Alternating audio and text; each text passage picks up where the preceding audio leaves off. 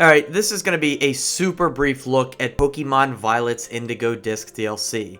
And the reason it's going to be so short is, well, to be completely transparent, I feel so drained by the Pokemon franchise, and I'm so ready to move past Scarlet and Violet. They've been so disappointing. Every time I return to it, I hope it gets better, and it just doesn't get there for me. And I hate that. I'm ready for whatever is next for Pokemon, but I fear that they won't get enough development time once again to make it great, and so we're just going to get more slop. So, yeah, it's really draining to see one of your favorite franchises kind of just go down the tube. I mean, sure, there are good things about these games, but overall, just disappointing. What a bright and cheery way to kick off this video and this new year, but yeah, earlier I did take a look at Pokemon Scarlet and Violet's Teal Mask DLC, and while some elements of it did impress me, particularly Kieran's character, I still found myself unable to recommend that package owed to the continued technical troubles and the lack of much else to do outside of the story. Well, call it deja vu because that same sentiment also applies to the Indigo disc. While I did find slightly less technical problems in my time at Blueberry Academy versus Kitakami, it's clear that Game Freak has no intention of polishing this game up with some sort of post-release patch.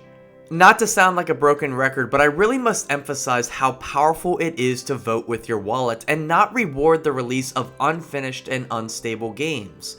As a result, I once again encourage you not to buy this product, but if you intend to do so anyway, may this video serve as a brief guide on what to expect.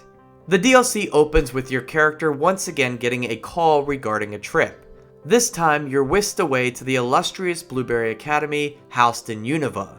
You'll meet up with the director and a prominent student before being set free to explore the school grounds to your heart's content.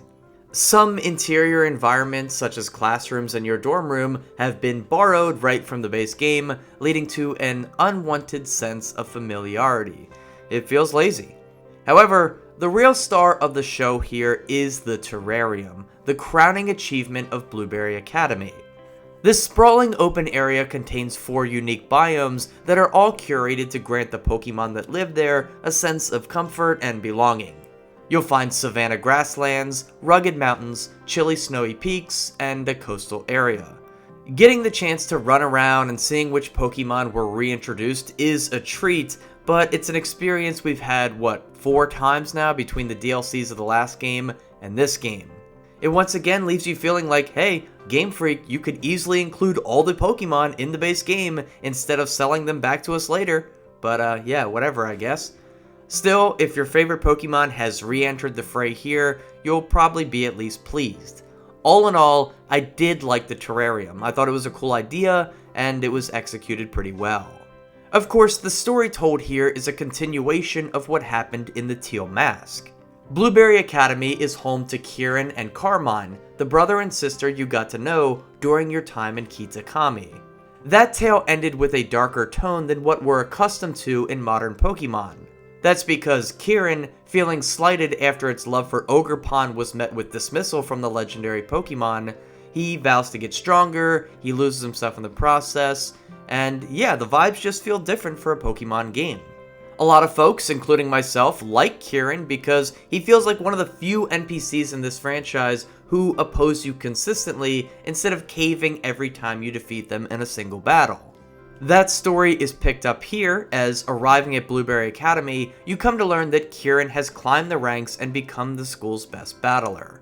He wants a rematch with you, but to earn the right to face him, you must first defeat the school's own take on the Elite Four. To me, this and the terrarium were the best parts of the DLC, traveling around, catching some returning Pokemon like Metang, Duraludon, and Rhyhorn, while confronting these 4 powerful students. Each of them also has a challenge for you to complete, and some are pretty cool ideas, like forcing you to use only Pokemon found in the terrarium to defeat their underlings, or completing a Pokemon trivia contest. Only one of the 4 trials felt super weak, but hitting on 3 out of 4 ain't bad. Of course, what really stood out is how these 4 trainers are more proficient in their battles against you compared to the average trainer.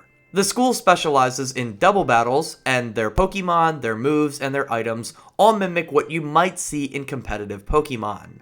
In other words, the battles are slightly tougher than what you'd find in the base game.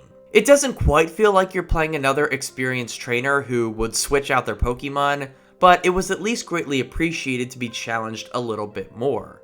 In particular, the fight against Drayden was the DLC's best, probably even the game's best across its base and 2 DLCs. He actually managed to beat me once and felt a lot like Cynthia's battle in Brilliant Diamond and Shining Pearl. He forced me to use more competitive moves, abilities, and items to overcome him, which was amazing. Please give us more of that. I would love to see Game Freak incorporate this level of battling as like a difficulty option going forward. But after this fun, your fight against the champion Kieran is a bit of a letdown.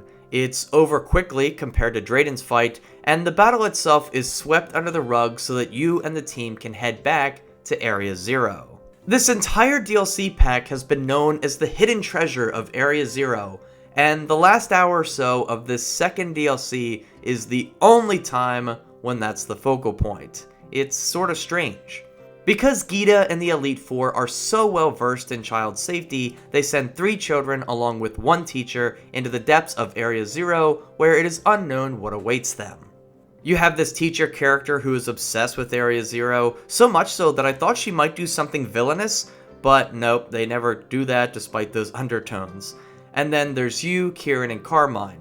Kieran vows to capture the legendary Pokemon down here and use its power to defeat you after he already lost to you. So you come face to face with Terapagos, who I will admit is adorable. I'm not gonna lie on that one. I know it's yet another turtle Pokemon, but he's just freaking cute, what can I say? Kieran attempts to capture it, but of course things go wrong, and its power to terrestrialize is unlike anything we've seen before. You'll face it in battle, and of course rekindle your friendship with Kieran along the way. Standard Pokemon stuff that feels tacked on here after the pretty cool experience in the terrarium. Now, the neat thing is that Terapagos and other Pokemon you find in the terrarium have a unique Terra type called Stellar. When a Pokemon has the Stellar Terra type, the first damaging move they use of any given type will receive an additional stab bonus. For example, Terapagos knows Terra Starstorm, Zen Headbutt, Earth Power, and Water Pulse upon capturing it, and when terrestrialized, all of these moves would hit with a stab bonus modifier the first time it's used. And then defensively, it just kind of retains its usual weaknesses. It's a new concept to play around with that I'm sure competitive battlers will appreciate. As for me, I didn't really care that much. After this though, that's pretty much it for the story content. Kieran apologizes and wants to be your friend again after you view him as an equal in your fight against Terapagos. He reverts back to his normal self, which is fine, but it all feels a little underwhelming after the awesome setup in the last DLC. So what else is there to do in the Indigo disc? Well, grind of course! If you thought there was a lot of grinding in Kitakami, well, you haven't seen anything yet. Early in the DLC, barbecues are introduced. Okay, they aren't actually called barbecues, they're BBQs, but like, come on now, for Americans like me, that's barbecue, man! But forget the hamburgers and hot dogs because this content is not tasty. Essentially, these are miniature quests that can be completed as you roam the terrarium.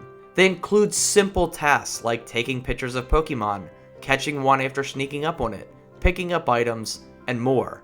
They're meant to be these mindless little tasks to complete quickly, and then when you finish one, you're rewarded with a currency that can be used for a host of things. Well, one thing I really wanted to do in this DLC is capture some of the old starter Pokemon which can be found throughout the terrarium. They highlighted this in the trailer, but I was surprised to not find any as I played.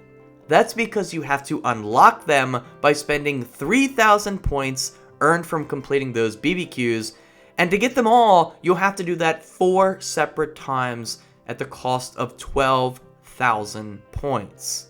And again, these are already mind-numbing, simple, no-brain-involved tasks that reward you just a few points at a time. So, yeah, I'm sorry, Squirtle, but it's just not going to be worth it. I'd rather be playing some Baldur's Gate 3 than grinding out this mindless stupidity.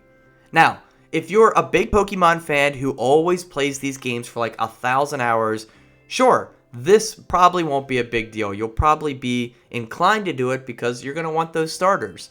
But for me, someone who doesn't want to grind to get Pokemon, it just feels like an artificial way to blow up the playtime.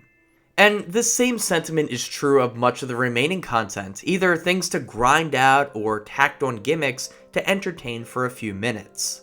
You can go questing for a bunch of returning legendary Pokemon, including the new variants, the future, and the prehistoric ones, by completing BBQs to earn snacks that lure them into your world. I don't know about you, but I am sick of the legendary grind. They've been trotting this out since Generation 6, and I'm just sick of them waving Lugia and Dialga, Ho-Oh, or whoever in front of my face all the time. I'm tired of this being some endgame feature when it's the same shit we've been doing for over 10 years now.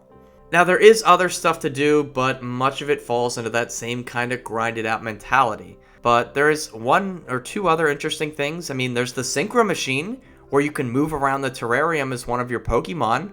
It's a cool idea, it's a gimmick, but, the funny thing is, they gave some Pokemon new animations in this mode, proving that they could probably have more animated battles if they were just given the time to develop properly.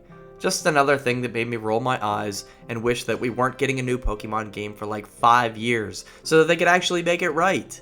Now, the one cool thing, the one saving grace of this, after the story content, is the secret method used to encounter Miloetta. It's a convoluted process, but it's nice to see Game Freak leaving in some secrets reminiscent of finding the Reggies back in Ruby and Sapphire. Let's see more of this and less grinded out content going forward, please. So yeah, a lot of the stuff you do after the story, it once again feels like filler, just like it did in the Teal Mask. Touching on the new Pokemon, besides Terapagos and the new redesigns of Cobalion and Raikou, there's 2 new Pokemon introduced in the DLC, Archaludon, an evolution of Duraludon, and Hydrapple, an evolution of Applin. I think these designs are, pretty cool. They're alright, especially like Hydrapple, and it's always nice to see a single-stage Dragon type get an evolution. I'm sure Druddigon is looking on in envy. But yeah, out of all the new ones, Terapagos is definitely my favorite. So yeah, that's my basic assessment of the Indigo disc. I definitely went off the script a little bit and just kind of was freeballing this video. I don't know, man. I'm just tired of this game and these set of games. I'm just ready for whatever's new. Legends Arceus 2, whether that takes place in Unova or Johto, or remakes of Black and White. I'm just ready for that. I was so hungry for an open world Pokemon game, and then I got it, and it was just so disappointing, which it could have been great, don't get me wrong, it's still a good idea, it's just they need time to make the games. Stop forcing them to put out something new all the time. I'm sick of it. But, yeah, anyway, what do we have here? Yes, a slightly, and I do mean slightly better technical performance, along with some challenging gameplay, resulted in this being, a little bit more enjoyable than the Teal Mask. The story felt a little rushed, and I don't think it quite stuck the landing after setting up an antagonistic character in Kieran during the last episode. Worst of all, though, the attempts to inflate the playtime artificially through grinded out content continues to annoy. Just have the starters roaming around from the outset. I paid an additional cost to get access to them, and now you're saying, hey, no, you can't have them yet. You're gonna have to spend a couple hours just walking around, picking up thousands of items in the terrarium so that you can get them barbecue points. And then we'll give you a little Trico. I don't know, man. I'm just sick of it. I don't want to grind. I just want the games to be fun, approachable, engaging, and finished from the very beginning. Overall, I really wanted Pokemon Scarlet and Violet to be something special, but as more time has passed, my disappointment and disdain for them has only grown. I've grown more jaded towards the franchise that I once loved simply because of how it's milked like a cash cow every single year. The quality of the games continues to get worse and worse as development cycles are shortened, and it just makes me sad to see. Especially, I've been sick over this holiday season with Christmas and New Year's. I've been pretty sick, and, I thought, hey, I could play some Pokemon. That'll comfort me, right? That's one of those franchises, a little nostalgia injected into your veins. That'll cheer you up. Yeah, well, it didn't, and so I'm pretty jaded and I'm pretty bitter. So I know that probably came across throughout this entire video, but I apologize for that. We'll be back to normal in the next one. So yeah, that's my take on the Indigo disc. Thank you so much for watching. Please leave a like if you enjoyed the video. Consider subscribing for more. Follow me on Twitter at NopeNapNarp. Join our Discord, the link is below. And as always, guys, have a nice day and take care.